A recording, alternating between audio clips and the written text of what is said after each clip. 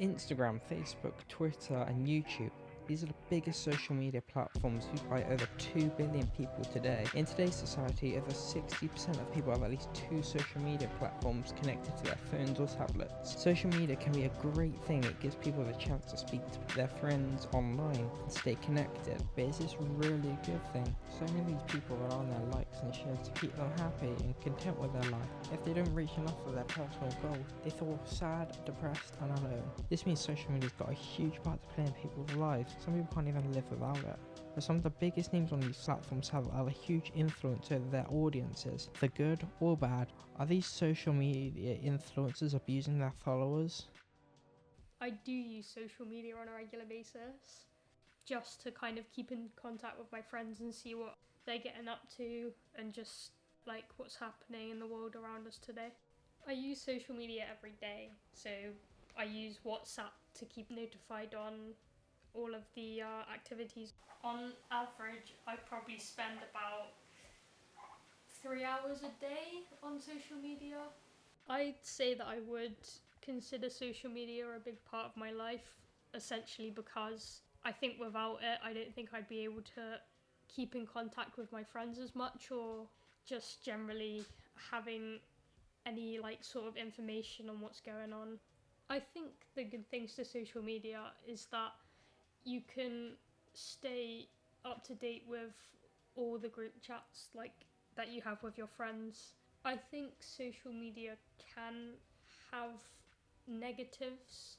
It can in some ways be a risk for younger people aged 11 because it could result in them not knowing who they're talking to. Obviously social media is a good thing, but there's also dangers with it. Social media can be dangerous and threatening to younger audiences, in the teenage bracket especially. Some influencers are known to exploit and abuse their fans for money, fame, growth and much more. These influencers can force you to do some horrible stuff such as bullying needlessly, hating needlessly, taking part in antisocial criminal activity as well. One of these negative views on social media influencers tends to be when a social media influencer goes out in public and does something most people would not dare to do.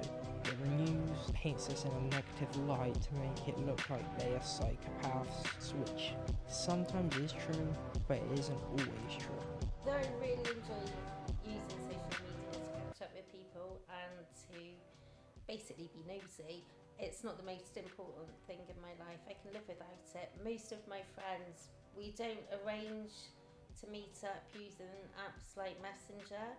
A good side to social media is that it can keep you in touch with people that you wouldn't see very often.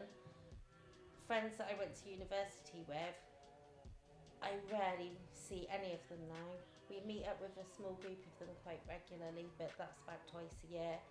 I've got a lot of family who live in Birmingham, and the only way I really keep in touch with them is by using social media. The bad side to social media is you don't know what people are portraying themselves as. You don't know who's real and who's fake, and you wouldn't know what type of person they are.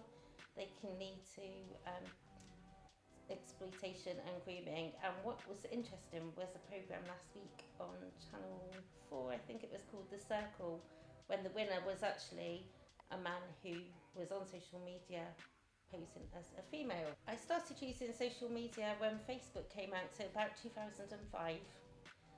That is really the only social media I do use. I have got Twitter, but I don't understand it at all. As bad as social media can be at times, it also has a lot of positive effects in people's lives. It gives people the chance to chat online to people across the world and link people together.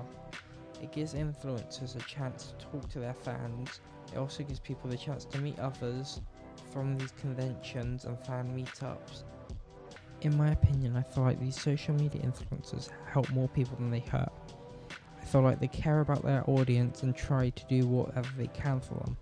I do feel like the mainstream media is trying to push its agenda that these social media influencers are nothing but bad people who care about nothing but exploiting their fans and followers. However, I do feel like some of these large influencers can be guilty of these things at times. Some of them can be quite manipulative when they want to be. And I do feel like they want to try and get people to look up to them as much as possible.